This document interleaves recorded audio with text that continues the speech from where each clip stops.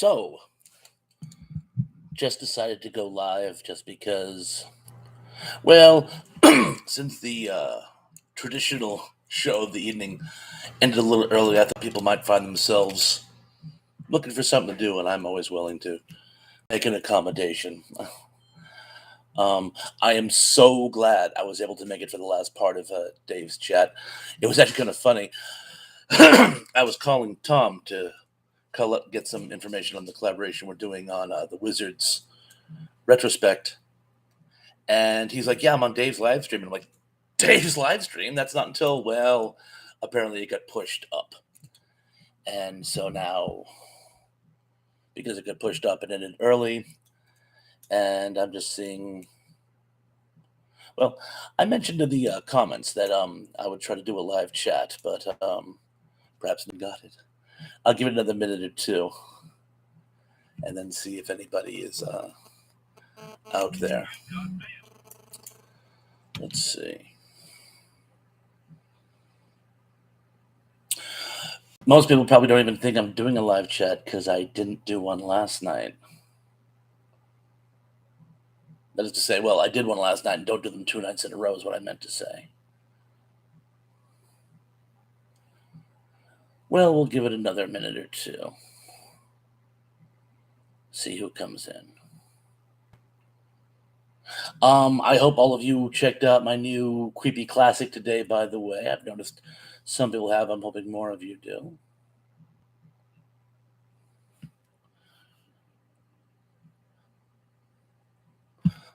Couple people in there, no one making comments yet.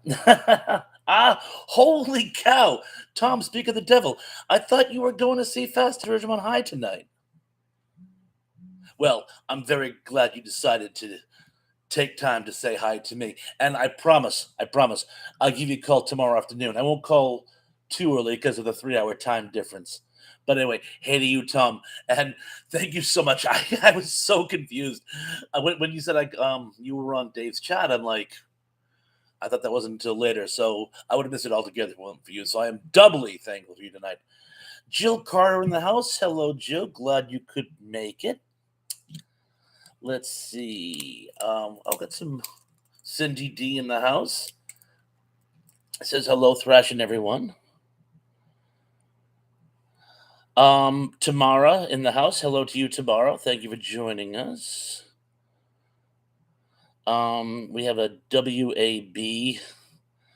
I'm not sure what that comment is, but thank you for joining us. Tom says, I'm tired. I get up at 45. Oh, you're not going to Fast Times. That's why. You've decided to sign on. Well, I will try to make this a pleasant consolation prize. They Know Jim says, good evening, all. Good evening to you, They Know Jim. Thank you for joining us. Jill Carter says, thank you. Did I miss Dave's stream? He had to push it forward. My understanding was it was supposed to be at 8:30, but he pushed it up to 7 and had to keep it to exactly an hour. He was making, well, that's Eastern Standard Time, by the way. He was making his wife dinner, but Tom Longy Jerk says, but I'll call you after. No worries. I might miss you tomorrow. I do have to work tomorrow night, and I have a funny feeling weekends between the time differences and everything, we might miss each other, but I will stay in touch. By the way, in fact, I think I got a missed call from you earlier. I was scrambling to get this little shindig up and going. So if that was you who called, I'm sorry I missed you. And Jill Carter says thank you, and thank you to you too as well, by the way. Let's see what else we get going on here. Yes, I did have a missed call from you. So, like I said, I posted in the very last few seconds of Dave's live stream that I was going to do a quote unquote after party. Hopefully some more people show up, but if not, we will simply make do with what we got. Call you after? I certainly will. That's right, because we have the time difference. If I get home at 10 o'clock at night, that's only 7 o'clock to you. We'll get there eventually.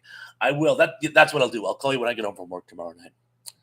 Sounds like a plan, Mon.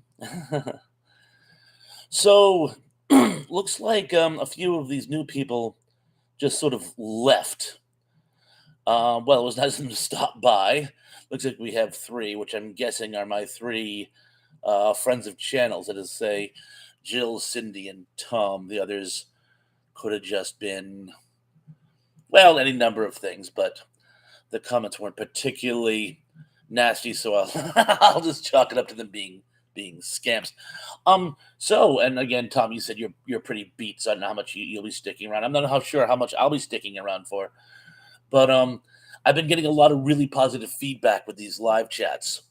So, and I don't know if I can do one next week, so I figure at least I can do is try to get one in tonight. So, any topics you guys want to throw out, that would be very well received.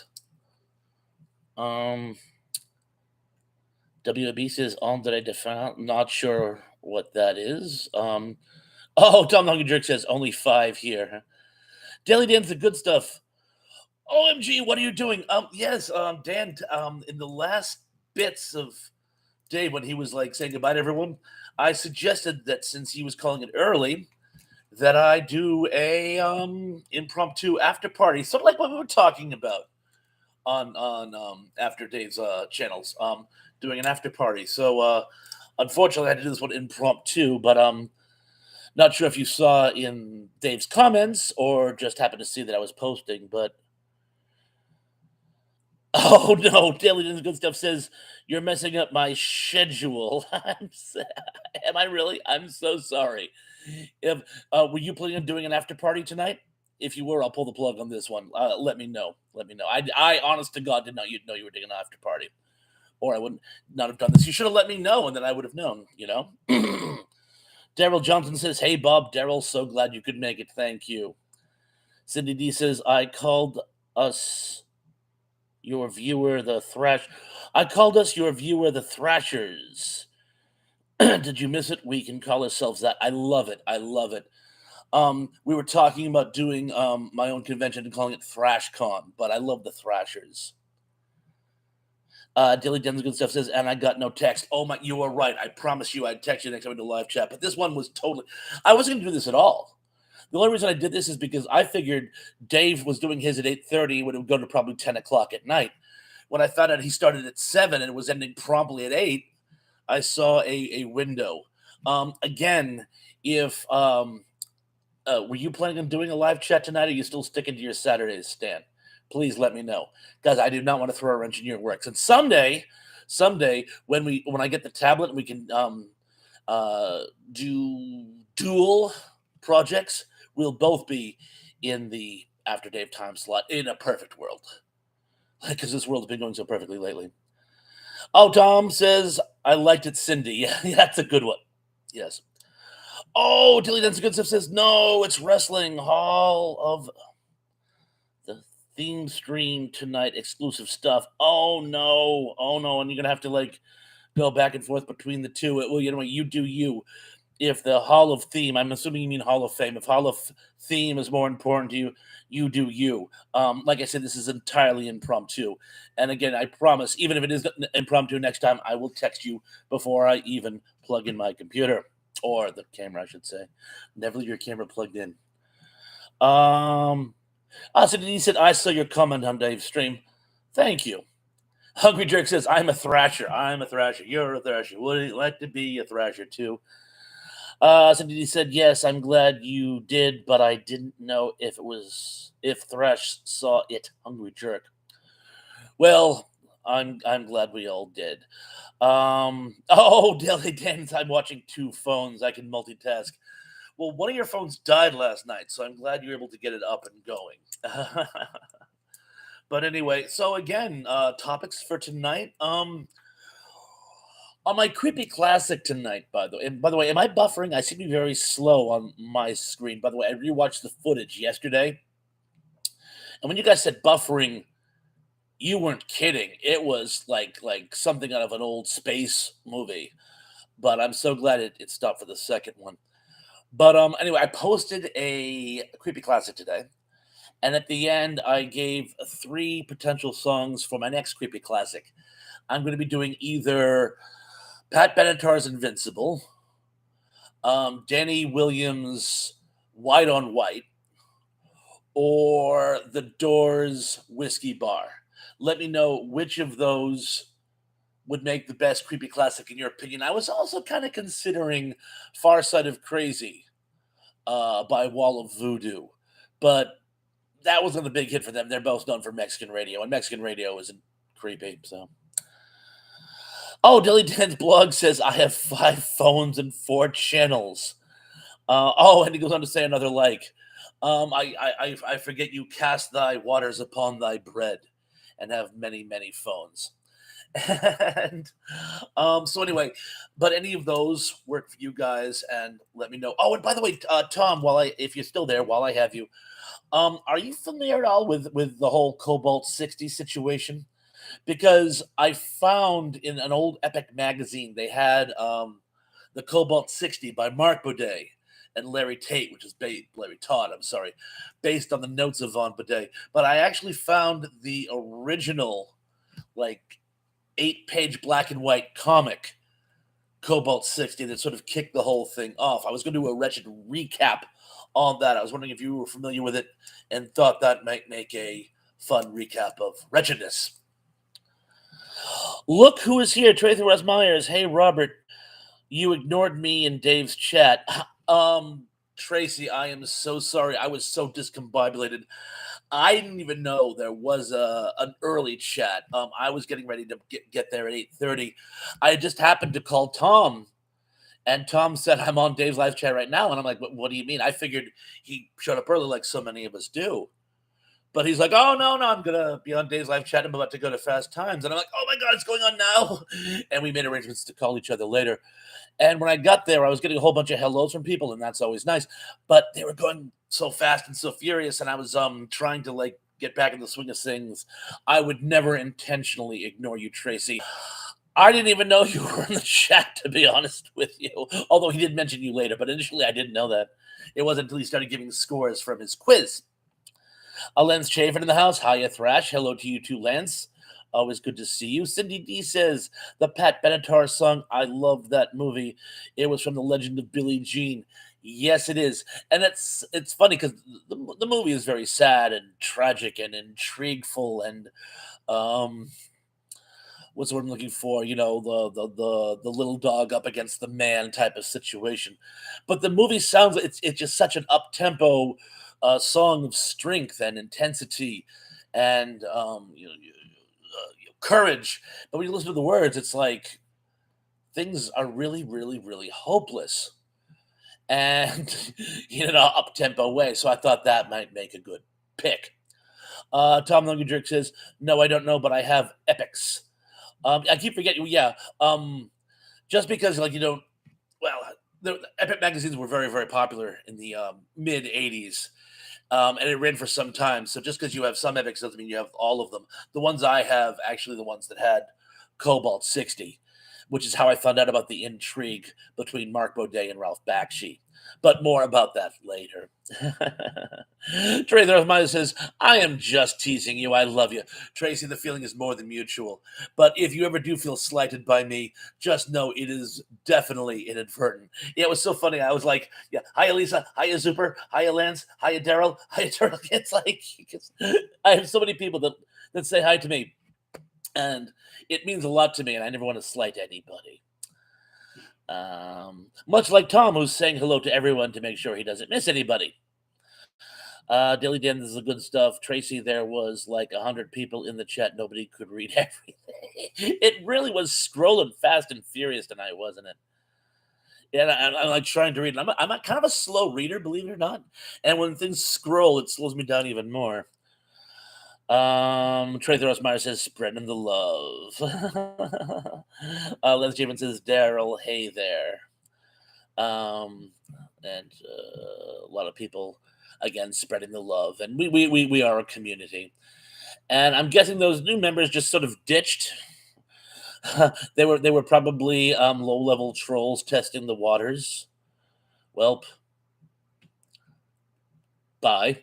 Anyway, you trolls and bots, if you can behave yourself, you're welcome to join. All people's opinions matter to me. Um, let's see what else we got going on here. Dilly Dan the good stuff says, "LOL." I just say hello to all. I'm a slow typer. I do that too sometimes, but I like to have personal contact with all my friends. Um, so where was we? So let's see. I mentioned Cobalt 60, and I've mentioned the Creepy Classic, and oh, Cindy D said they may have been looking for Dave. LOL Thresh. While he does get hit, people tend to leave him alone. I don't know what it is. It's like Star Destroyers versus the Millennium Falcon. I guess they figure he's too big to attack, so they'll go after me. But of course, when you got Han Solo and Chewbacca in your corner, that's you guys. That's my wrenches, my mods, my mod squad. Hey, the mod squad's good too. Although I like the Thrashers slashers. Ooh, that's good. I like that. That's good. In any event. So, where were we? I'm waiting for Superplex. I'm hoping Superplex joins because Superplex, and I were having an intrigue over Ode to Billy Joe. And you know what? I'm just going to throw this out there. I was going to avoid Ode to Billy Joe for a couple of reasons, but he got me going and asked, what was it that Billy Joe McAllister and the girl that looked a lot like you was throwing off the bridge? If anybody would care to weigh in on this, I mean, I told him, I think we all kind of know where that story was going. But if anybody would like to throw out any alternate histories or theories, please let me know. Trey the Rossmeyer said, he also has his son who could be in the type. Oh, yes, he uses his son as one of his bot getters. Lance Chapin says, I hate them darn bots. I hate botsies to pieces. That didn't work, but I tried really hard. Lance Chapin says, Bobby Gentry. Yes, by Bobby Gentry. And Tom Longer Jerk says, with Robbie Benson, I've never seen the movie. I don't know why. I've never seen the movie. And I was a huge Robbie Benson fan when I was a kid. My wife was a bigger Robbie Benson fan. I had a crush on him. And yes, I'm sweating to death, by the way, which is why I keep doing the Sydney Greenstreet thing, by the way. Kind of do this whole thing kind of impromptu. Trey the Rosemeyer says, I've heard the song Laughing Out Loud. Yes, we've all heard the song, by the way. Very haunting, which is another reason why I don't think it would make a good creepy classic. The song is already kind of sad and maudlin to begin with. The whole point of the creepy classics is that they're these up-tempo, happy, snappy, tap your feet to numbers, and you listen to the words and like, oh my God, that's so tragic. Which is why I did Rockin' in the Free World today. I'm psyched. I found Polar Golden Ginger Ale. My grandmother used to buy this for me by the crate when I was a kid, and it's become so tough to find here, even before the collapse of our infrastructure. But I'm so glad to have it. I found some the other day, and it was on sale even. Possibly the worst thing in the world for you, but I don't care. Lance Chafin says, Harper Valley PTA. Could I do that as a creepy classic? Maybe. I'll have to listen to the words again. Maybe. Cindy D said, I haven't either, Thrash. I loved Robbie Benson too. Yeah. I was going to say, in fact, I don't think it has much to do with the classic. I think it's just they borrowed the title. Hungry Jerk says, I was an Andy Gibb guy. Andy Gibb had his moments, by the way. It's so sad. Barry's the last one left. Now it's not the BGs, it's just the G. Very sad, very sad. Tom says, always do Gibb for karaoke. I imagine that would be amazing. Shadow dancing, by the way. Or what? There was a song by him when I was like 10 or 11. For so long, you and me been finding each other for so long. And I can't think of the name of it. And if I sing anymore, I'll probably get a ding for copyright infringement. But I love that song. And Daily Dan the Good Stuff says the creepiest thing about that movie is Robbie Benson. That guy keeps me out bad. How could Robbie Benson creep you out? He's the most inoffensive person that ever walked the earth. Cindy D says, thicker than water, my favorite. Thank you. Thank you. Yes, thicker than water was the name of that song. And God, that's got to be over 40 years ago now. Oh, God, I'm old. Give me a second on this one. Tom says, love Shadow Dancing. Yeah, that was a very catchy song. Lance Chafin said Andy Gibb went out with Victoria Principal. They were actually engaged, and she tore out his heart and left him to die. It's a very, very, very sad story. I will not blame his demise on her. Other people say that it caused his downward spiral. I will not. I mean, the man had his demons before he even met her. But it certainly was a very tragic story. And it's my understanding that she was very, very sad afterwards. And, well, it's just a very tragic Hollywood story. And there's always more to it. So, but yeah, I do remember that from. In fact, when he was on Solid Gold, she actually guest starred one night, and they sang a duet together. It was very cute. Cindy D says, "I just want to be your everything." Is what you were thinking, Thresh?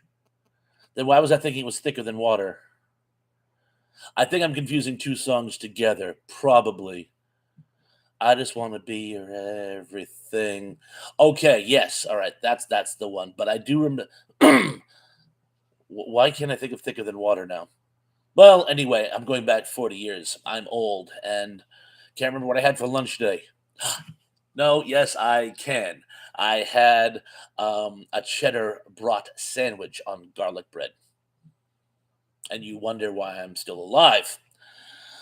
Tracy Ross Myers says he hit me and it was like a kiss by the Crystals in 62. I was actually just watching something on this. I do my research, people. I was just watching on that song. And do you know who produced that song? Uh-huh. Phil Spector. So sadly, on general principle, I cannot cover it. It was a very creepy song, but I will not cover anything by that murderer. Liz Chafin says the Carpenter, but you're thinking Tracy, and that's excellent of you. Thank you. Lance Chafin says the Carpenter's Karen had a haunting voice. She certainly did. She certainly did. Tom Longer says, yeah, confusing the two. That's probably exactly what I'm doing. But I do remember the song, just not what it was called. Lisa Field says, love Andy Gibb. I think everyone did at the time. He was a very lovable person. Cindy said, higher than mountain, thicker than water. I think that's the chorus of the Thicker Than Water song. She just loves modeling the mix tonight, don't you, Cindy? No, that's cool. That's cool. Tracy Rosmeyer says, Spector. Did I not say Spectre? I thought I said Spectre. Ronnie, not Ronnie. Ronnie was his abused wife. Phil Spector was the musical genius slash abusive murderer. But if I said the wrong name, do forgive. Cindy D says, "Me too, Lisa. Hello." All people are having fellowship. Trace Reminder says, "Every breath you take, sting." Yes, that is very creepy. Listen to the words. Lance Chafin says Queen had a song called "Don't Try Suicide." Yes, I remember that one. I remember some teacher in my middle school wanted to make it like an anti-suicide anthem, but because it talked about suicide so extensively, they decided it would somehow glorify suicide instead of getting people to not want to. I'm not sure exactly what happened. I've resigned myself to try to avoid that topic in my creepy classics, just for whatever reasons. Sadly, it comes up a lot in music. Dilly Dan the Good Stuff. Ever hear The Legend of Wally Swamp by Charlie Daniels? A ghost story song. There's a bell right in the back of my head. My uncles were wicked into Charlie Daniels, and whenever we went for visits, we listened to a lot of Charlie Daniels music, and that's ringing a bell, but I can't quite put my finger on it. Tracy Ross Myers says the theme from MASH movie was haunting. Yes, and it's about suicide while we're on the subject. Very haunting. Apparently, Altman, I guess he got his son to write it, and he wrote it in like an afternoon and deliberately phoned it in because he didn't want to do it, or his father said, make it as bad as you can. It's a really silly story behind it, but he made a lot of money writing that song. Cindy D says, yes, Tracy, that's the song I requested Thrash do Every Breath You Take yesterday. Pardon me. Hungry Jerk says, Tom, for the walkathon as a kid, we got Donnie and Marie. The other side of the bay got Andy Gibb. Huh. I prefer Donnie and Marie myself, actually.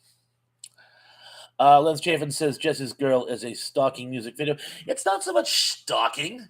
He becomes very good friends with this couple and inadvertently falls in love with the wife and feels guilty because it's his best friend's wife, and that's awkward. And that's actually loosely based on a true story. I guess when he was born, he took a pottery class and met this really cool couple and ended up having a crush on the missus and ended up dropping the pottery class. The only difference is in the couple, the lady's name was Jessie. But yeah, sadly, that happens. It's sometimes difficult to not, well, I'm not going to get into details, but sadly it does happen. Lance Javin says, but suicide is painless. Trey Myers says, yesterday is haunting too. It certainly is. It certainly is. Dilly Den the Good Stuff says, I used to love her, but I had to kill her by Guns N' Roses. I'm sorry, that song's funny. I don't advocate killing anyone, but it was just I remember when that song came out. I couldn't help but laugh every time they played it. Lisa Field says, don't stand so close to me is creepy. Yes, it is. In fact, if I remember correctly, and please, if I'm wrong on any of these little anecdotal evidences that I have, please correct me. But if I remember the story correctly, when Sting was younger, before he became a megastar, he was a teacher. And supposedly, I guess this 14-year-old girl had a crush on him. And it became awkward. And that's where he based the song on. Apparently he kept it from going beyond the awkward phase, but apparently it was an issue that he had. Cindy D says they use that in a deodorant commercial in England. Lisa, LOL. Is that for real? Is that for real? You know what song I always wondered why they didn't use in a commercial? You know the song Galveston? Why wasn't it used by the stomach medicine company Gaviscon?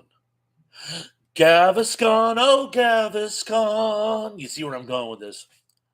And why didn't Coke Zero pick up Save by Zero as its jingle? Opportunities lost. Tom says Donnie and Marie appeared where the Zodiac Killer did a murder. That's a great story. Oh wow! Oh my God, that would make a great Stephen King short story. In fact, I don't want to give the game away, but I actually have an idea for a horror short story set on Cape Cod that I just don't have the gumption to write, but it's a great premise. But moving on. Lisa Field says Cindy D. That was actually very funny. Daily Dan, the good stuff.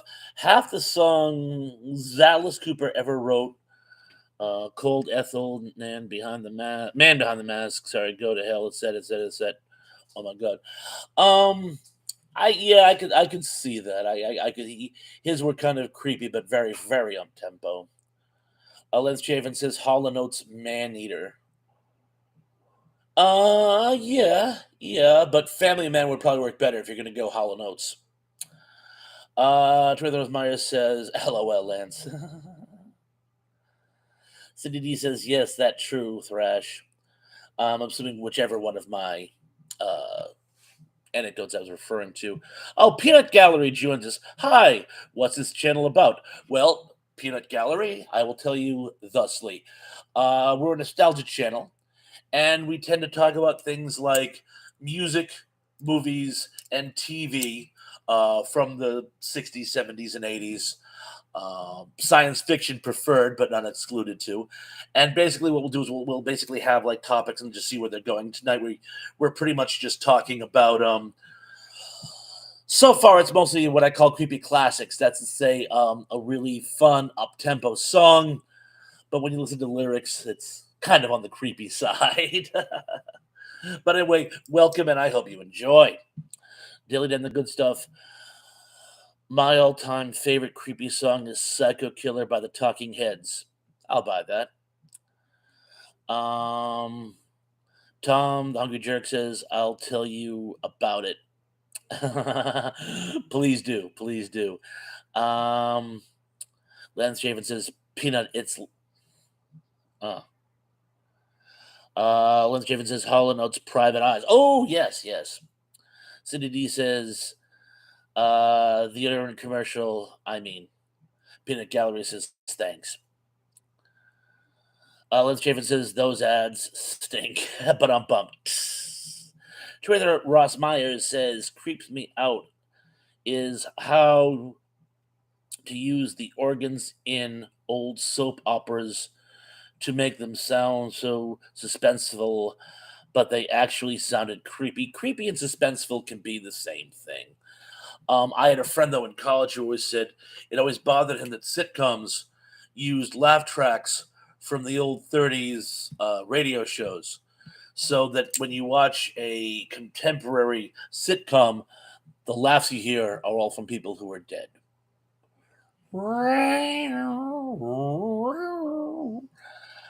Um, Cindy D says obscene phone caller by Rockwell. I don't know that one. I know someone's always watching me, but obscene phone call. I'm not sure. Someone's always watching me though. By the way, that was Michael Jackson. His brother-in-law at the time did the background vocals. John Collins is in the house. John, how you doing, my friend? He says, "Bob, you're back in the saddle again. Did I ever miss your video on my Sharona, or have you not done it yet?" I have not done that one yet, by the way, but it does fit the bill we were talking about. Lance Chafin said, "Somebody's always watching me" by Rockwell. Yeah, that's kind of where we were. Oh, Daryl Johnson says "Tubular Bells" by The Exorcist. Yes, for an instrumental, that's actually a very creepy song. Troy Thorosmeyer says, "Good point, Robert. Thank you. Thank you." Lance Chafin says, "Yes, dare." From, oh, don't tell me. Oh, Blazing Saddles. Well, if I must, you must, you must. If I dare. um, Moving forward. Oh, and by the way, everyone, please, if you haven't already, hit the like and or subscribe. I appreciate all likesies and all subscribesies. I'm almost at 160. Not 160K, just 160. But I'll take what I can get. Pinnock Gallery says, wasn't an upbeat song, but Every Breath You Take by Sting had a stalker lyrics. You know, it's funny, we were actually just talking about that one earlier. Yes, Every Breath You Take is considered a creepy song when you listen to the lyrics, but a much more up-tempo song musically. Let's just put it that way. Tracy Rosemary says 100% Peanut. Yeah. Lance Jameson, the Suspiria soundtrack by Goblin. I haven't seen Suspiria in 15, 20 years. I think I saw the movie when I worked in the video store. Great film, but it's been so long. I would have to actually go and rewatch it. John Collins says, I missed Dave. He went early tonight. I mostly enjoy the live streams when I can catch them live. I know, in fact, Mr. Led is probably not going to speak to me now because he says he hates trying to catch them and rewatch. Half the fun of the live stream is that you're live. It was so funny. Dave had to move things forward tonight. I would have missed it myself, but I called Tom, and Tom said he was on Dave's live stream, and I'm like, "Dang." Yeah, Dave moved it up. So I basically just decided to do this because Dave ended so early. I figured because he normally would have gone say at 8:30 to like maybe 10. Some people would have been looking for something to do, and I thought I'd fill the gap. I don't know if I'm going to go quite till 10 tonight, but hey, I did the live chat for almost 2.5 hours last night. Peanut Gallery says, I'm always late to the party. Hey, been there, done that. I was late earlier tonight. I've been late to my own shows. But thank you for joining us here, Peanut Gallery. And please like and subscribe. And feel free to check out some of my earlier videos. Again, mostly nostalgia stuff, reviews, old classic sci-fi and horror movies and books preferred. But I do talk a lot about television and music. And I have a series on the worst dad jokes money can buy. And I've gotten a lot of good feedback from those. So please, bon appetit. Truth Myers says, You are, no, you are not, Peanut. Apparently, you are not late, but that's okay. Oh, yes. Les Given says, No, you are not late. But when you are, don't worry about it. Cindy D says the replay is okay too. I guess what they're trying to say is you're never too late. When you join one of Bob's live chats, you're never too late. Do you know, true story? I was actually going to pull the plug around 10 o'clock last night. And like around quarter of 10, like 3 or 4 people showed up. And so we just kept it going. I didn't finish until, well, let's just say well past 10 o'clock last night. Just because some people showed up and, well, just kept the party going. Daily Den's the good stuff. Have you seen the new She-Hulk trailer? Looks hilarious. Put it up today. No, and while we're on the subject, check out Daily Dan. He has some great. He posts some excellent film trailers. If you're interested in film and upcoming movies, he also has a show on Saturday nights called The 13th Hour. It comes on at 1 a.m. after Saturday Night Live, and if you're familiar at all with the old Night Flight, it's a similar premise to that. He's an impresario and he plays old music, posts short humorous videos, and has some other surprises. He even puts on some posts he collects from other YouTubers. I could mention names, but modesty forbids. And I will be here this coming Saturday, Dan. Come heck or high water, I promise. Tracy Myers says the dad jokes. Yeah, you like those too? Excellent, excellent. John Collins says, Bob, what is an underrated 80s comedy that I should watch? The best 80s comedy I can think of is probably Alf. I thought it was hysterical. That being said, I don't know if you know who Lenny Clark is. Lenny Clark was a comedian from Boston. He was briefly on the John Larroquette show, but he also very briefly had his own comedy TV series. It wasn't given a chance. It was canceled after only a few episodes, but he was brilliant. He used to have his own. He hosted his own horror show back in the early '80s here in the Boston area. So if you can find the Lenny Clark show, check it out. But to me, the best comedy, another one that was really, really good, and you can actually find a few episodes here on YouTube because I found it, is a show called Dads. It was one of those, I guess you'd call hem together family shows of the 80s. Two divorced men, both with children, out of financial necessity, move in together, and hilarity ensues. It was sort of like Kane and Alley, only with dads instead of moms. Or you could even say it was sort of like The Odd Couple, only where the children move in too.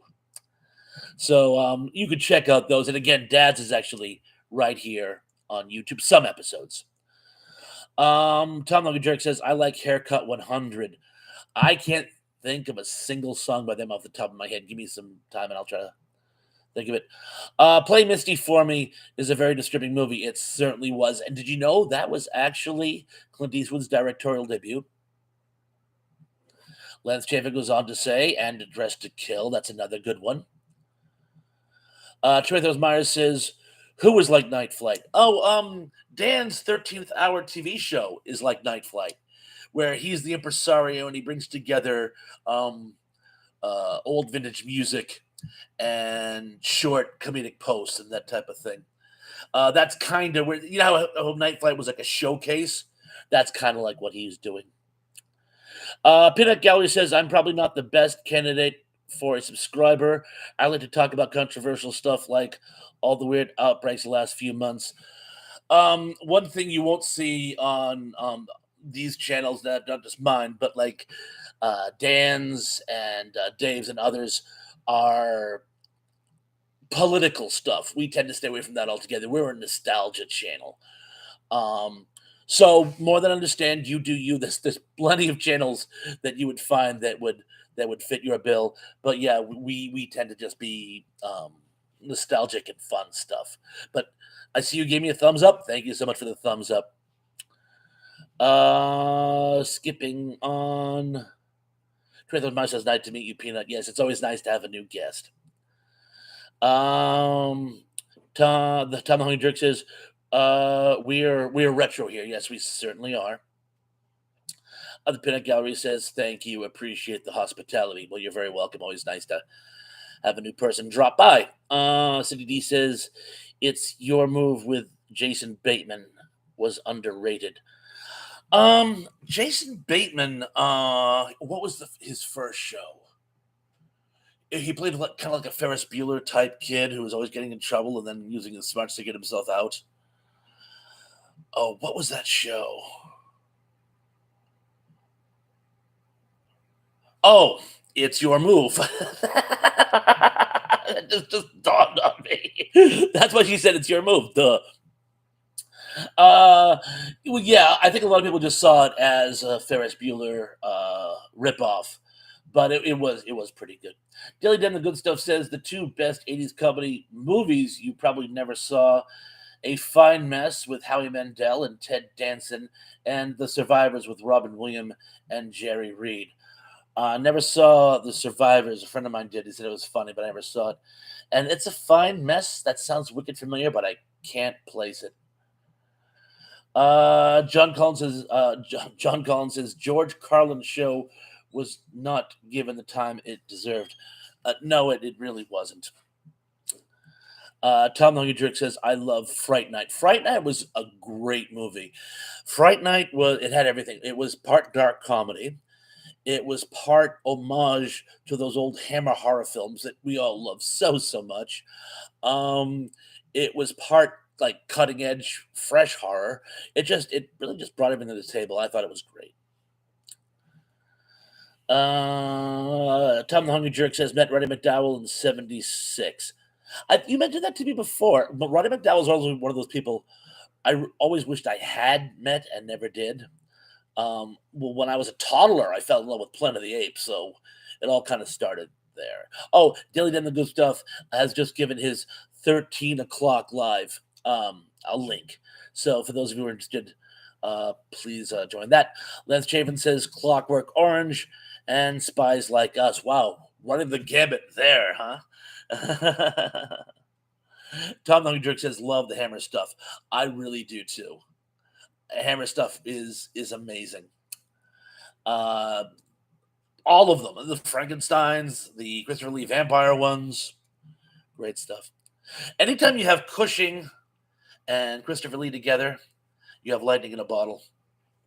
In fact, Fright Night, his name is give me a second.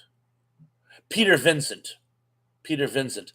I always thought that was a play on Vincent Price and Peter Cushing, horror icons. But someone else pointed out, and they didn't even come up with this. I came up with it later. They mentioned that they were doing a list of horror movie hosts, and apparently there was what was it? There were not Svengoolies, but some Mad Doctor horror shows, and one guy's last name was Peter, and the other little guy's last name was Vincent. So he put two together. So it's either a play on old horror host TV shows like Creature Feature or whatnot, or Peter Cushing and Vincent Price, but it's definitely an homage to something, and it just worked out really well. Cindy D says, I never get to see Fright Night. They wouldn't let me in at 17 because I didn't have my ID. That really sucks. Was it even rated R? I thought it was PG-13, to be honest with you. And I saw it in the midnight movie, among other times I saw it. Tom the Hungry Jerk says, watch it, Cindy D. It has a great soundtrack, too, by the way. Peanut Gallery says, bet nobody here saw the 1983 horror comedy about a haunted lighthouse called Hysterical from 83? No, I did not. Who started it? I am not familiar with that one. Cindy D says, I'll have to now at Hungry Jerk see the movie. Yes, indeed. Lance Chafin says, OEA. Thank you.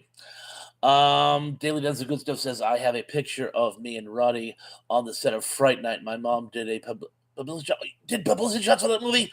Oh my God. Oh God, that is so cool. How come you didn't mention that before? That is so cool. Trey Meyer says, Dan, that 13th hour sounds great. It does. I've seen a couple of them. I've gone to a couple of his live shows, and they're excellent. John Collins says, I enjoyed Up All Night with Rhonda Shear for obvious reasons. Yeah, she was a very attractive woman. I was an impressionable mid-teenager at the time, yes. But in fairness, Gilbert Gottfried did pretty well as well. I liked him too. And remember, Carolyn Schlitt was, I think, the first couple of seasons before Rhonda Shear took over. Hungry Jerk says, it's a fun movie. Lance Chafin says, Peanut with the Hudson Brothers. Now, I know the Hudson Brothers. They had their own, of all things, they had a comedy musical variety show on Saturday mornings. In fact, I was just talking with somebody about it just the other day. And Peanut Gallery points, yeah, Lance has it. That is cool squared. I do think the Hudson Brothers were great. Lance Chafin says, or TGE. Okay, what's up with the 3-letter abbreviations? You have me intrigued. Tom Hungdrick says, Roddy gave me 3 free autographs. Now they charge. Yeah, a lot of, well, you guys all know the story about June Lockhart. She makes a living now, or she did make a living, going to sci-fi conventions, selling autographs for like $100 a pop. When I was like 10 or 11, I was in Hyannis Airport waiting to fly down to see my father, and she was catching a flight to one of the islands. I can't remember which one. But my mother recognized her and pointed her out to me, and it took me about 20 minutes to get the courage to ask her for an autograph. And not only did she give me an autograph for free, she was a very sweet, approachable woman, and she gave me this nice little pet talk about how not to be afraid to go up to celebrities. They're just people like everyone else. And they like the attention they get from their fans, even though a lot of them don't. They like it, and that I should never be afraid to ask for an autograph. Dillian's the Good Stuff says, check out the one called Stone Cold Steve Austin Tells His Bigfoot Story on 13 o'clock live, and he gives the link to that. Pinnock Gallery says, you can't be a nostalgic comedy horror enthusiast if you don't own a copy of Hysterical. It's a rare find, a collector's item. Fair enough. There are a lot of movies that I, in fact, don't own or haven't seen. I will try to check it out. I bet I can find it on the streaming service. I do have several horror comedies between DVD and a lot on videotape. But fair enough if I don't have Hysterical. And again, sadly, don't even recall hearing about it. Lance Chafin says, or The Private Eyes with Don Knotts and Tim Conway. I have seen that. I don't own it. Tom the Hungry Jerk says, I got my... I'm guessing that's Lockhart. Autograph for $40. Daryl Johnson says, Hudson Brothers movie Hysterical, yes. John Collins says, Bob, being a man who lives in the North, did you enjoy the stylings of Morton Downey Jr., Jerry Springer before Jerry Springer? I did watch a show when I was in college. A lot of us did. They used to have Morton Downey Jr. parties where because he was on like weeknights at like 11. So when you'd finish your homework, you'd all get together in somebody's living room and just watch him just rant. People loved to rant back then. There were a bunch of angry young men and a lot of angry old ones too. Daryl Johnson says, "You're doomed. We all are. Act accordingly." Dilly Dan, the good stuff. I thought you knew my mom was a photographer. She did lots of publicity stuff. I have literally thousands of pictures, most autographed stuff. You did mention that part to me, but I didn't know about the Roddy McDowell. That is cool, squared. I didn't know she did publicity stuff. But was it mostly around the North Carolina area, or did she go all around to do it? But in any event, cool, squared. Tom the Hungry Jerk says, I still have I'm still a VHS guy. I have a bunch of them. Cindy D says he was bad. I'm not sure which bad person we're talking about, but I couldn't agree with you more. Lance Javen says the pirate movie on 1982. Okay, yes, I must confess, I've seen the pirate movie, and I've seen it more than once. When I was a much younger person, I had a crush on Christy McNichol, and some of the songs are kind of catchy. It is a dreadful movie. It really is, but I can't help but get caught up in it. I love They Call Me Bruce and other movies at the time. They love to cram it with so much of that topical humor, like those little in jokes that you have to watch really, really carefully. Like, oh, that's a reference to this movie, or oh, that's a reference to that movie. And you can pretty much thank Airplane for they weren't the first people to do it, but they certainly perfected it. But I love that type of humor, and they were filled with it. Cindy D says Martin Downey Jr., not Michael Jackson. Okay. Tom the Hungry Jerk says, got everything lost in space autograph except for Guy Williams. Well, he died actually very young, so I'm not too surprised. Tom the Hungry Jerk says, I have a working Betamax too. Well, that's impressive. Lance James says Porky's 1, 2, and 3. I don't know if I ever saw 3. I saw 1 and 2 in the theaters, but I don't know if I ever saw 3, even in the on video or something. John Collins says, has anyone ever had the occasion to meet Jim Varney? It seems like the actual man would have been very interesting to meet or have a conversation with. Never have. I do know he actually got his start doing commercials, local commercials for banks and stuff in his area, and that's how that character started, and it became like a national thing of doing movies and whatnot. To Trey Thorus Minor says, loved Maggie Kirkpatrick in the pirate movie. She played on my favorite all-time TV show, Prisoner Cell Block H. Was that the Australian show about the ladies' prison? The Unapologetic Geek is here. What's this? 2 Thrash streams in 2 days? Yes, a little exposition here, Tug. So, as you know, Dave Sundstrom was having his live stream tonight at 8:30, where he talked about the year of 1989. Because of some commitments, he had to push it forward and went from 7 o'clock to a hard 8, ending at 8. Because he ended at 8, and since I don't know if I can do a live stream next week, I decided to have an impromptu live stream sort of after party. Sorry to get a chance to tell anyone. Dan's not speaking to me right now, but he is still posting in the comment section that that's something. But I'm so glad you could make it, Tug. Dilly Dan's is good stuff. Mostly I in California and New York. She was worldwide, and she was a Life magazine staff photographer from 61 to 74 and worked for Warner Brothers after that. So it wasn't like a local thing. She pretty much did a lot of cosmopolitan around the world stuff. That is like so cool. I knew she was a photographer, just never knew the whole scope of it.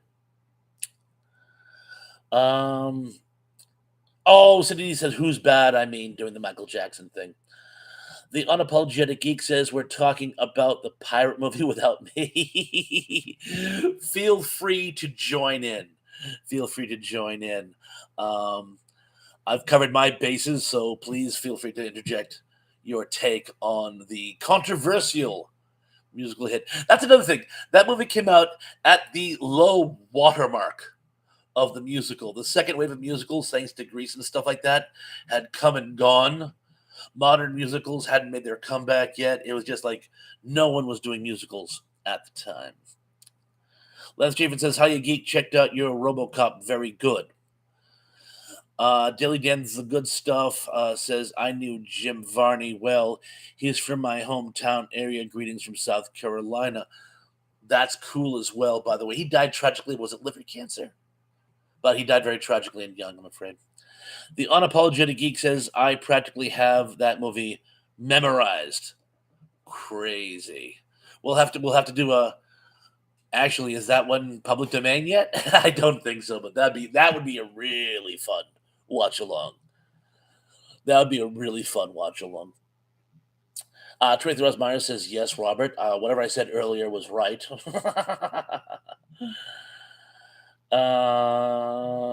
Lee Mateus. Oh my God, Lee Mateus. It's so funny because you missed last night's. And I'm like, I have to check with Lee to make sure he's doing okay. And now here he is today. I got a lightsaber. Hey, guys, if you haven't checked out Lee Mateus and you're into like the whole hip hop scene, check out his channel. He does some retrospects where he plays vintage hip hop and does like a breakthrough, um, analyzing it both musically and lyrically. Great stuff. Lee, thanks for joining us tonight. Lance Chavin says, "The Howling, love The Howling." Tom the Hungry Jerk says, "I'm a geek, as are we all, and proud." Lance Chavin says, "Revenge of the Nerds." I saw that in the theaters, yes, yes. Lance Chavin says, "Hi, Ali." Hi, Aaliyah. 26 miles across the sea. John Collins says, "Bob, who is the famous person that you did have a chance to meet that you didn't have the courage to go up to or so Star Trek to say anything to?" Oh, I see. You're referring to the story I just told a little while ago. That was June Lockhart. I was a kid at the time. I was like 11 or 12, and she had a layover in the same airport I was in. And I was afraid to talk to her. My mother kept coaxing me, saying, "Oh, she'll give you an autograph. Just talk to her. Just say hello to her. She'll give you an autograph." And I finally went over there. And not only was she very nice about giving me the autograph, she gave me a little pep talk about how it's okay to talk to celebrities and that they actually, by and large, like the attention. And believe it or not, that's the only time I've ever been afraid to actually approach a famous person.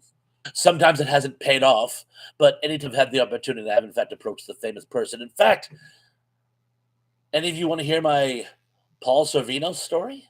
The Apologetic Geek says, "I had to check the pirate movie is not public domain drat. Fox own it, which means Disney owns it. Ooh. Which means even talking about it could get us a copyright ding, I'm afraid." Tracy Rosemary says, "Dang, ungeek. Well, maybe we could do a spoken word of it." They can't stop us from doing renditions of it. Hey, yes, that's it. We'll do a spoken word rendition of the pirate movie. Force people to watch it like a Clockwork Orange. I'm sorry, I'm back. Tom Longer Jerk says, "Got a light wave by Dawn Post Studios." A light wave? Got a light wave. All right, here's a light wave. Speaking of which, I thought my range oven had broken today, but I just blew a fuse. I don't know why I said that. I'm speaking in stream of consciousness. Lance Javen says, "Zapped Scott Baio." I did see that. Well, of course, you guys know I had a massive crush on Heather Thomas when I was a kid.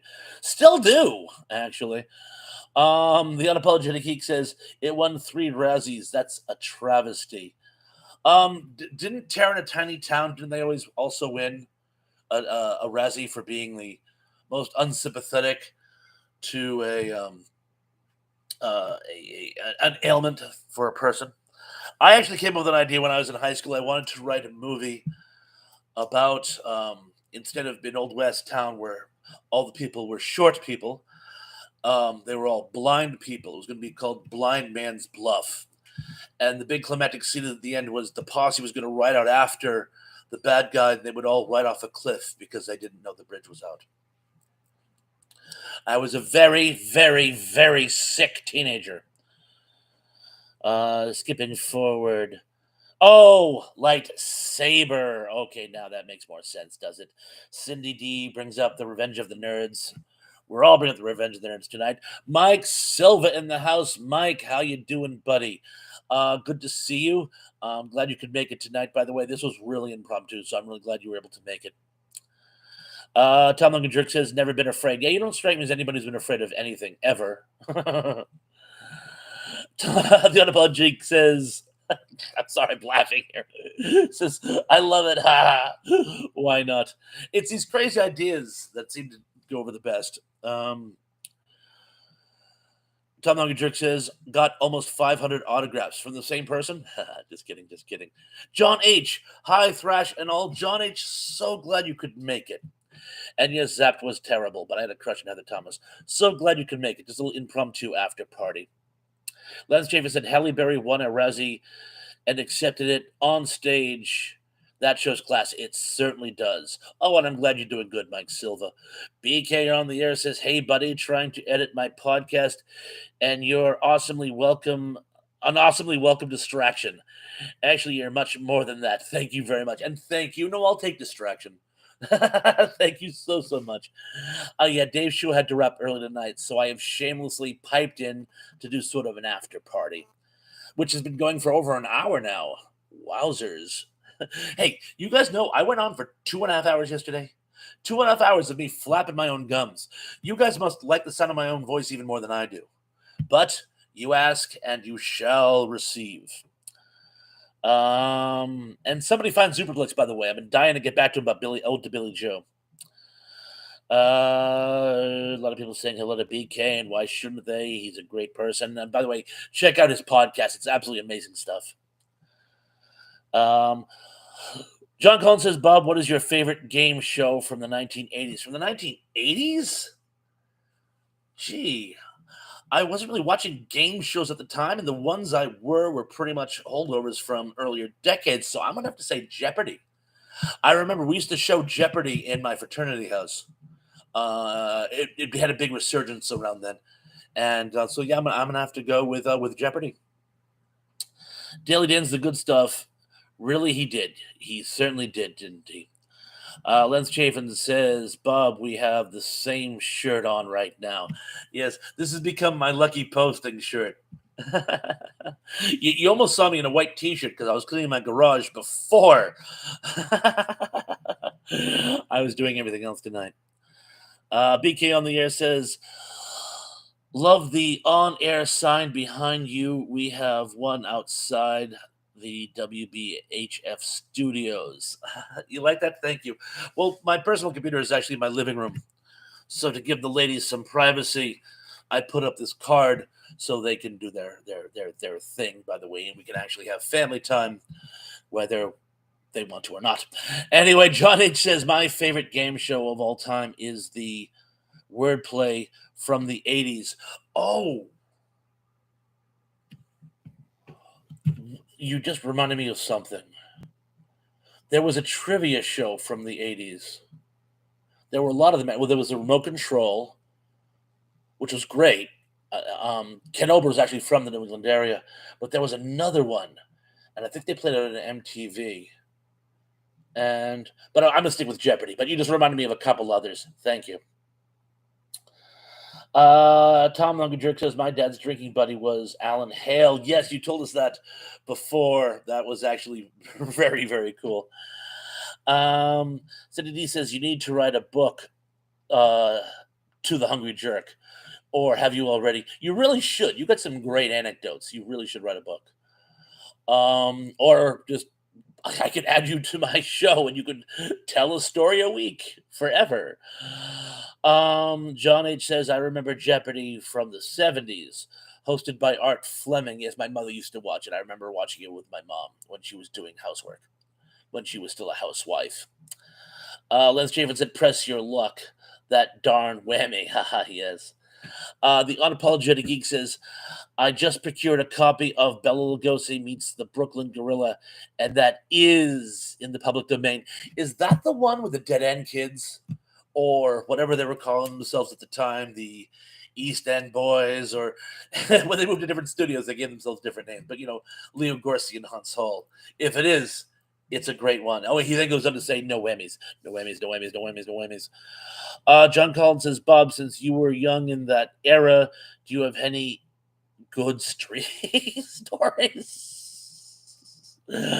No, I was never into streaking. There were a couple kids I knew in college who did it on occasion, but I have no good stories about it. Uh, Tom the Hungry Jerk says, Cindy, I'm a chef now.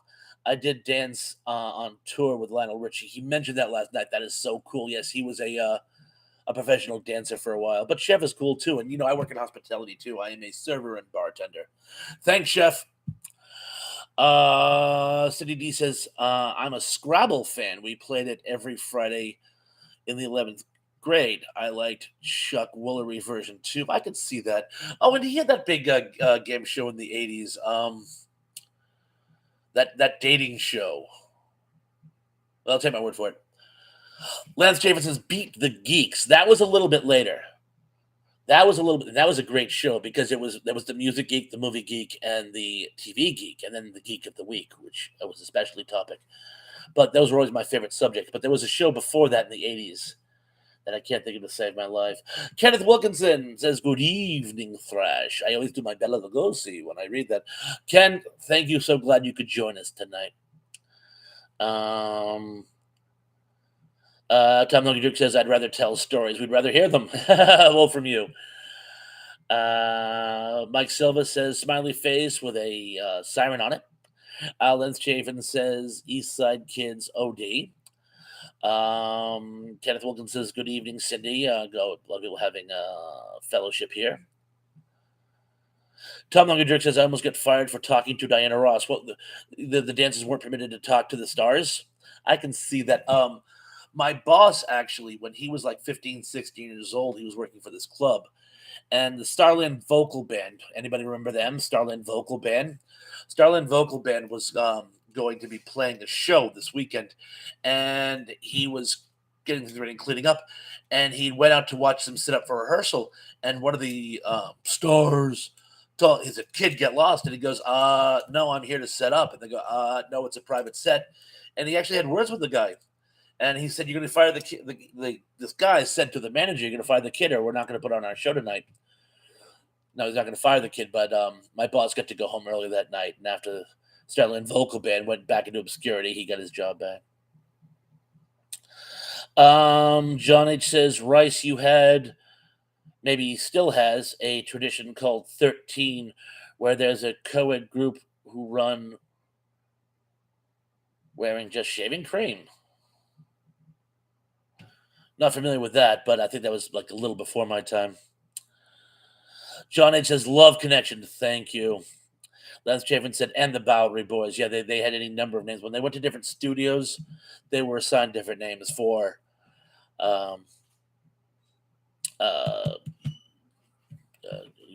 copyright reasons. Tom says, Dead End Kids, yes. John Collins says, Bob, can you ask Tom why he chose that handle of the Hungry Jerk? And does he ever think about changing it?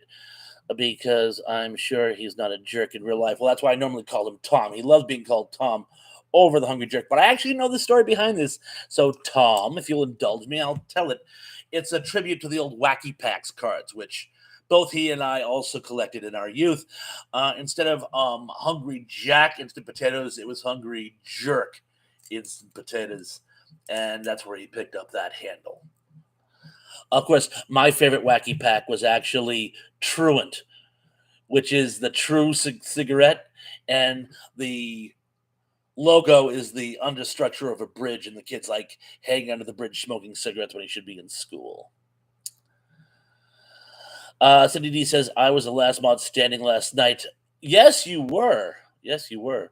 Lance Chafin says, remember that creepy kids host that Kiss the Little Girls. Um, that was a Canadian kids show, wasn't it? I saw something about that on YouTube. I don't remember it, but I mean, as a show, but I remember seeing something about it. Yes, he was a creep, and that would not fly today. The Unapologetic Geek says, I got to go, but I had to pop in and say hi when I saw you live. Good night, all. Good night to you. Thank you for stopping by. Anytime you can actually stop by and say hi is wonderful, and so glad you could make it. Take care, and I'll be looking forward to your Bela Lugosi movie. Cindy D says, a plain white tee, Thrash. Yes, I was actually wearing a white t-shirt. Before I was going to hop on Dave's show, I was doing some work in my garage, and it's like, and I had a plain white tee, and I'm like, no, I can't do a live chat with a white tee on. I'll look redonkulous. John H says, loved wacky packs, which were big with Gen Xers in the 70s. That's when I started collecting them, yes. Tom says, yes, third series sticker. Mike Sylvia says, Wacky Races cartoon series. I remember the Wacky Races. That was the different Hanna-Barbera characters, if I remember correctly. John Collins says, so Wacky Packs is kind of like Garbage Pail Kids before Garbage Pail Kids. It was exactly like that. And what they would do is they would take a brand and they would make a funny word out of it. Like instead of Hungry Jack, Hungry Jerk. Instead of Roll AIDS, it would be Roll Maids. And you'd see maids rolling down the pack. I don't know. But anyway, as best I can do on such short notice. Tom Uncle says wacky packages were in the 70s. They certainly were, but they brought them back actually about 10 years ago, and I bought a whole bunch of them. I could actually do a whole show on wacky packs cards.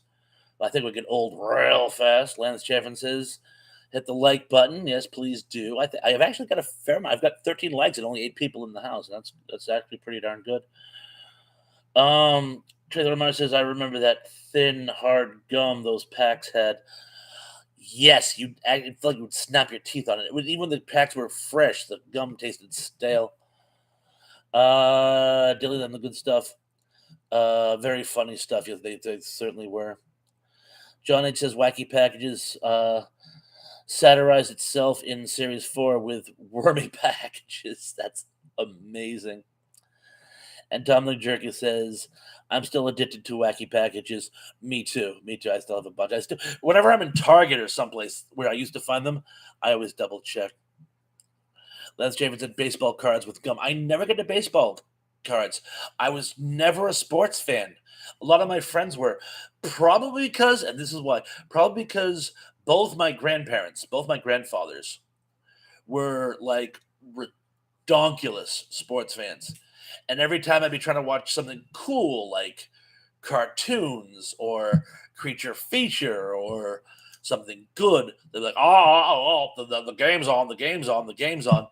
And, when you put the game on, it's on for like 3 hours. And then there's always a game on after it. So sports was translation for Robbie can't watch his favorite show. So I just became sort of the anti-sports fan. Any of you have a similar experience? John Collins says, how many carbs in total were in the wacky packs altogether? Oh, I've been leaving cards, not carbs. Unless you're talking about the gum. The gum would have carbs in it. It had to have been hundreds over the years, hundreds, I would say. Because they also had some modern ones too. But one of the ones that I just thought of was instead of Land O'Lakes, it was Land Earthquakes. And you saw the young native girl with her butter, and she was kind of like, because the land behind her was all crumbling around her and stuff like that. Tom Hungry Jerk says, me too. I'm assuming he means in reference to sports. John H says 1 to 3 per package. Really? I thought there were more than that. Kenneth Wilkins says, the only sport I like is figure skating. I can see that. Lance Chafin says, I had a bunch of the first Star Wars cards until they fell into my vaporizer. Oh, breaks your heart. Oh my gosh. Tom Duncan Jerk said roughly 30 per season. Only 30 per season? I thought it was more than that. And Mike Sylvia says, huge Star Wars fan. Weren't we all? Weren't we all? But didn't have a lot of Do Re Mi at that time. So while I had some Star Wars cards, not a lot. Daryl Johnson says, always a freaking pregame, then a freaking postgame. The freaking highlights, the freaking crap never ends. Ain't that the truth? And then next thing you know, another game is on. Tom Hendrick says 6 per package. That sounds about right. Ken Wilkins says, hi, Daryl. Lance James says, what's up, Ken? Johnny says, I didn't like Star Wars, never much of a sci-fi fan except for Twilight Zone. Twilight Zone is a countsies. Twilight Zone is huge. It's one of the best sci-fi TV shows of all time. So let's see what else we got going on. Wow, people have dropped out, and I actually have more people watching than I did before. Well, we'll keep it going for a bit longer. What time is it now? About 9:24. We'll keep it going. I don't know if I'll make it till 10 tonight. My wife said she wanted to watch a Twilight Zone, a TV show, but I saw Twilight Zone. So we'll keep it going for a bit longer. Quint says, oh, and hello, Quint. Thank you for joining us tonight. Quint says Twilight Zone was the best show ever. What's your favorite episode? Ooh, that is a tricky one. I could probably give you my top 5. If I had to pick one episode where it's like, oh, you know what episode I really wish was on tonight, one I would really like to watch, I would have to go with The Old Man of the Cave. As any of my people will tell you, I am a huge post-apocalyptic fan, and that episode, of course, is a post-apocalyptic take. So is 2, by the way. I liked 2, by the way, as well. But just there was something about The Old Man of the Cave, the interaction between James Colburn and the other gentleman whose name eludes me for the moment, who actually did a number of Twilight Zones. He was in Terror at 39,000 Feet, and the one where Albert Salami goes back in time to try to rebuild his old fortune again. Julie Newmar plays the devil. But anyway, he's in that one too. But just the whole interaction with them, I just thought was amazing. 2 was quite possibly my favorite episode of all time. If you want, I just saw a whole bunch of them. I just saw them. It was a couple of years ago at a Fathom event when before the pandemic hit, and they had the best episodes of all time. And Time Enough at Last, phenomenal episode. Other ones that are great too. Any of the ones with William Shatner are great. It's a Good Life is a good one. But again, if I had to pick one that I would really just love to sit down and watch, if I had to put one on right now, I'd put on 2. That's your question. Let's see. John Collins says, Bob, who was your favorite national anchor person in your youth or in your 20s? Oh, Tom Brokaw. Dan Rather was great. Peter Jennings as well, but I'd probably have to go with Tom Brokaw. There's something about his voice. It reminded me of my grandfather. This is Tom Brokaw. Although CNN had Bernard Shaw, and I always loved Bernard Shaw, particularly during the Gulf War, his Gulf War coverage. Him and Wolf Blitzer were great. Tracy Amanda says, well, I should go, Gott. I'm assuming she means good night. Tracy, Gott gesundheit. Have a great night. Thank you so much for joining us. We'll see you really, really, really soon. Mike Sylvia, favorite episode was Third Rock from the Sun. Absolutely amazing episode.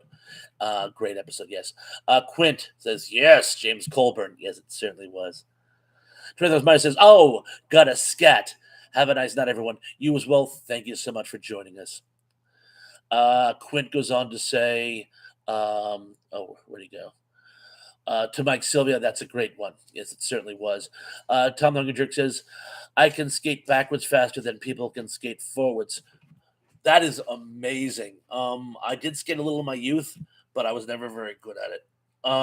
So if you can skate that fast backwards, that's really impressive.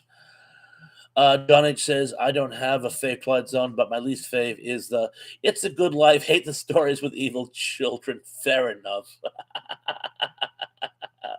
I always like that episode, but fair enough. If you don't like it, it's a free country. John H goes on to say, John Anderson. Thank you. That was the gentleman. Oh, I was trying to think of, by the way. He actually, and again, he did a number of Twilight Zone episodes. He may have actually done more than William Shatner, now that I think of it, but I'm not 100%. Quinn says the parallel from season 4 is great. I'm trying to remember that one. No, I'm sure I've seen it, but I can't remember the parallel. I don't want to give a brief plot synopsis. Shoot. John H says John Anderson also played Gabriel in the Jack Klugman's first Twilight Zone, A Passage for the Trumpet. Wow, good man. I know who you're talking about. I'd forgotten that was him. John Collins says, Bob, I have never read Gone with the Wind. Is it as fabulous as everyone says? Or is the legend simply so legendary that its greatness is simply caught up in the echo chamber within the zeitgeist? That is an incredibly well phrased question. I'm going to have to reread it at some point. But to answer it out the gate, I've actually never read Gone with the Wind either. My wife has. I've seen the film on several occasions, never actually seen the movie. My understanding is it is good, but a bit over dramatized societally. That is to say, it's good, but one of the main reasons it's so important is because we have made it important. It's not so important because it's such a phenomenal book, is basically what I'm trying to say. Although it certainly is a very, very good book, based on what people who've read it told me. Ken Wilkinson says, I don't watch the news anymore. It's too depressing. Ain't that the truth? Mike Silva says, cool. John H says, yes, John did a 4 T-Zone, Shatner just 2. Yes, I know. I can remember if it's 2 or 3. I believe Burgess Meredith also did 4. And I believe it or not, a number of people did 4. But everybody thinks, oh yeah, Shatner did a whole bunch. No. in fact, I would have racked my brains thinking possibly 3, but he did Terror at 10,000 feet with whatever the one with the gremlin on the wing. And the one where he is a newlywed and he finds a little slot machine that gives fortunes and becomes caught up in it. I just saw it. It's a great episode, but I can't think of the name of it. And those are the only 2 that he did. Tom Lunky Jerk says, several gold medal skaters came out of Massachusetts. They certainly did. Nancy Kerrigan being the biggest one of recent years. I believe she has her own street named after her in Dennis or something, Dennis, Mass. Quint goes on to say, Gone with the Wind, both the movie and the book are extremely slow and boring. Fair enough.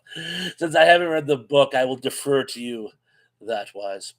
John H says, my niece's father-in-law looks and sounds like John Anderson, somewhat at least. That's very cool. Although, sadly, most people wouldn't know who John Anderson is these days. Tom the Hungry Jerk says, everybody in Massachusetts can skate. You're right. Even I could a little bit when I was in my youth. And John H says, yes, Burgess Meredith did 4. And he gets a special bonus point because he actually then went on to do the feature film. He did the narration as, of course, Mr. Sterling was passed on at the time. So he did 4 plus, in my opinion, which gives him the edge. John H says an actor did 5. Really? I thought 4 was the max. I will defer. Quinn said, a better movie adaptation of a book of that time is Grapes of Wrath. I recently read Grapes of Wrath. Grapes of Wrath was on my book reading bucket list for decades.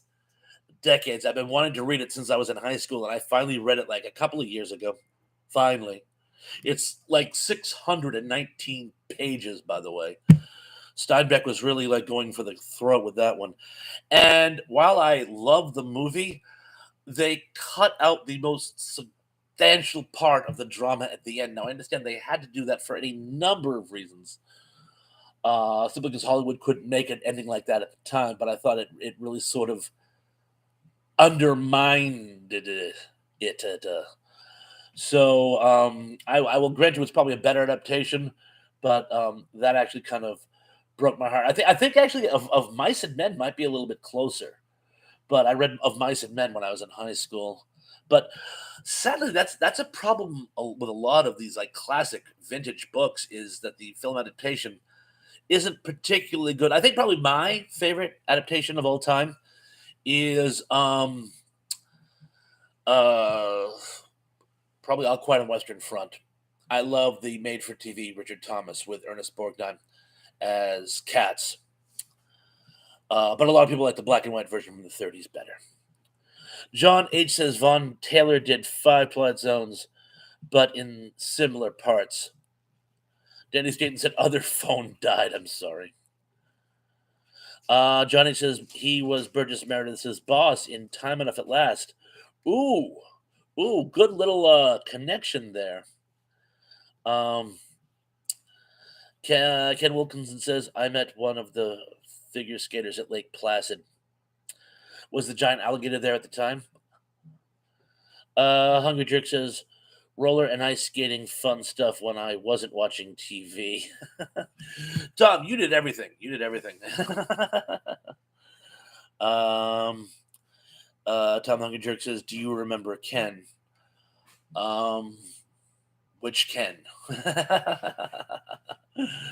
Barbie's husband. Let's see what else we get going on here. That's just, I'm all caught up now. Wow. Oh, Kenneth. Oh, you mean Kenneth Wilkinson? Yes, I remember Kenneth Wilkinson. He's right there. He was the one who was just asking about Lake Placid. Johnny says, I think Tom is asking about Ken, which skater he met. Oh, okay. I don't remember a figure skater named Kenneth. And I'm sorry that, that there was a certain amount of agony there. So yeah, I never really followed figure skating. I mean, I did a bit, but it was yes. Tom says yes. Mike Silva's finding this whole exchange very very amusing.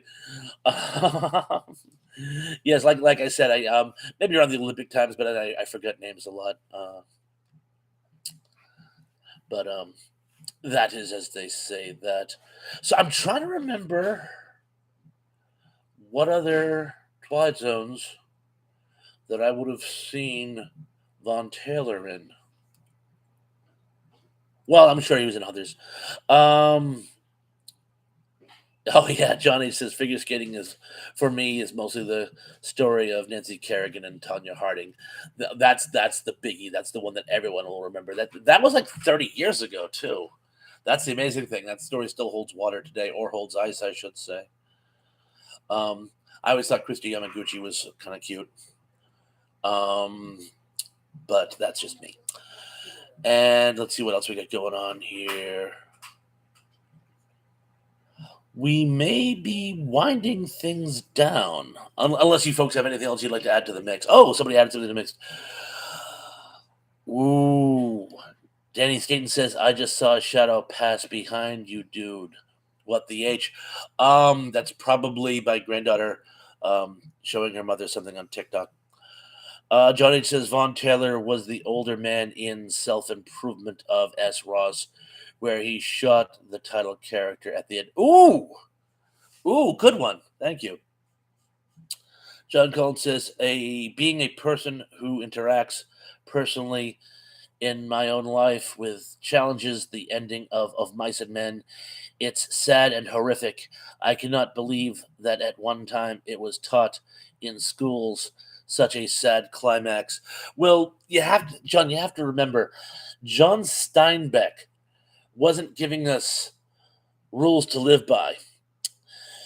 It was an indictment of American society from top to bottom, not just politically, or economically, but genuinely by the way we treated each other. He saw America as little more as a country of bullies and bullied, where people basically get to the top by stepping on other people. And what happens is the little guy becomes so angry and so abused and so hardened that he begins to tear at the other little guys around him. I don't want to get in a political discussion here or sound like a communist, but it's sort of what Dalton Trumbo was talking about in Johnny Got His Gun, where the idea is that the people at the top with all the money and all the power, they keep the little guy at the bottom fighting each other so they won't turn on the powerful people. And that's why Of Mice and Men is such an important work. Lenny is a really, really good hearted person. He's just challenged. And in a society where bullies look for people to target, a challenged person becomes the target. And it's really his best friend, George, who tries to spare him of this the only way he can think of. It's not meant as a happy story. It's meant as a tragedy, and it's meant as an indictment of American society. And thank God we've grown out of our bully stage, huh? But anyway, and that's why it was such an important work. And then don't forget, John, it's banned. It's banned in a lot of school districts for any number of reasons. I believe that actually, but I believe the big reason is there's a whole exchange where George and one of his coworkers talk about a bordello, and that's considered inappropriate. So either they remove that passage altogether, or just ban the book outright. Oh my gosh! Thank you. John H says Von Taylor was also the boss in the hour-long TZ episode with Pat Hingle. I actually really love that episode. I can't remember the name of the guy who played Pat Hingle, but he actually did one of my favorite episodes of MASH that I was actually just talking about not too long ago. The one where it's an April Fool's episode, and Colonel Potter's best friend, who's actually the Inspector General, comes on an inspection, and they set the doctors up at 4077 for the big April Fool's prank. That's the same guy who played Pat Hingle. Big Guys 45's in the house. You see, this is what I'm talking about, guys. Just when we start wrapping things up, all of a sudden, new people just start joining in. Big Guys 45 says hello and goes on to say, hey, hey. Movie World Comics says hello, everyone. Yes, I'm doing a little impromptu because Dave Sundstrom called his show early tonight. I'm so glad you guys could make it. Although we shouldn't be going for much longer, I'm afraid. But glad you could make it for what is left. Mike Sylvia says, Kevin, 1930s Popeye mumbled less than his... Ooh. Kevin, 1930s Popeye mumbled less than this lunatic. Wow.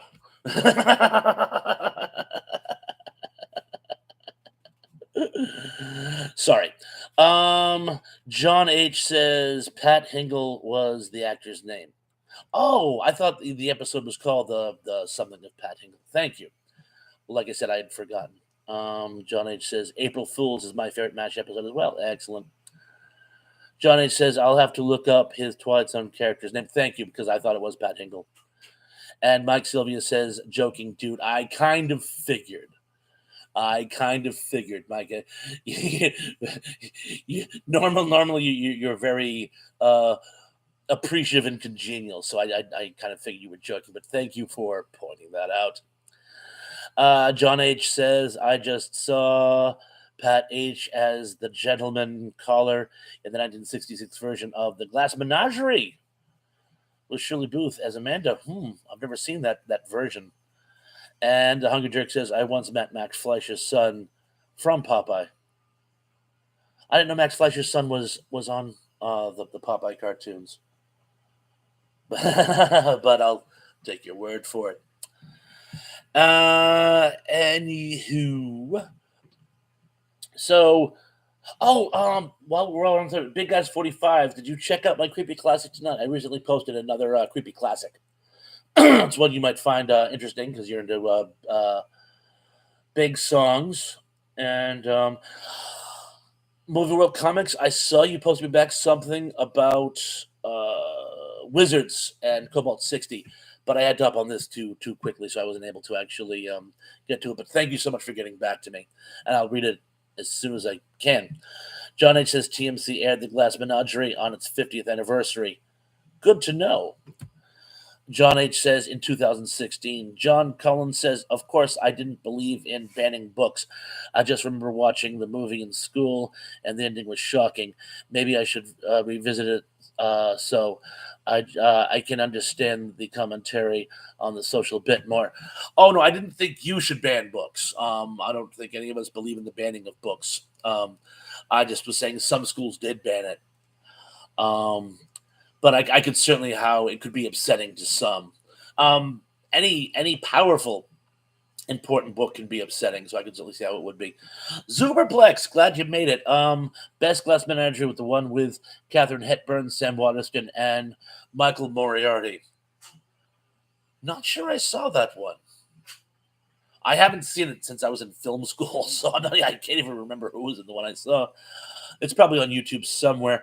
By the way, Superplex, did you see the post back I gave about Oak to Billy Joe? We were actually talking about it earlier, by the way, and the consensus is that it would pretty much qualify as a creepy classic, but we can all kind of figure out what she threw off the bridge. Tom the Jerk says the guy that made it the black and white episodes. Johnny says the incredible world of Horace Ford. Thank you. Yes, it was Horace Ford, but I think Pat Hingle is a better character name. John H says that's the TZ episode with Hingle's character's name. Yeah, thank you. And he goes, I had forgotten. I had to look it up. John, thank you so much for being a fact checker. Movie World Comics says, what book is that was banned? We were just recently we were talking about Of Mice and Men and how many school districts in the country banned that book for any number of reasons. I'm something of a fan of Steinbeck, but he's always been controversial from when he first published to now, really. John H. says Hepburn's version was in 1973. She got a TVG cover for it. TV Guide. Thank you. Superblick says, I believe it was in 73. Yes. Danny Staten says, how many more hours are you going tonight? LOL. Well, like I said, I was just really wrapping up, but a few more people jumped in, so I'm giving them a few minutes. Mike Sylvia has a very nice emoji, and back to you. Zuplik says, yes, I did. Presumably, you missed my response. I had to jump on. First, I jumped on Dave's live chat because it was earlier than I thought it was. Apparently, I was the last to know. Thankfully, Tom actually filled me in. I went to call Tom as I was supposed to, and he said, I'm on Dave's live stream. So I hopped on that. And then when Dave wrapped up early, I decided to do this impromptu chat.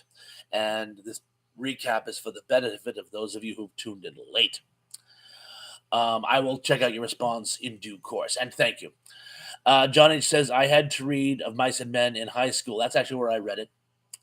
John Collins says, bye for now. See you guys next time. I'm glad you're doing more live streams, Bob. Thank you very much. Tom said, never read it. Don't know how to read. Haha, you're so cute. Zerblick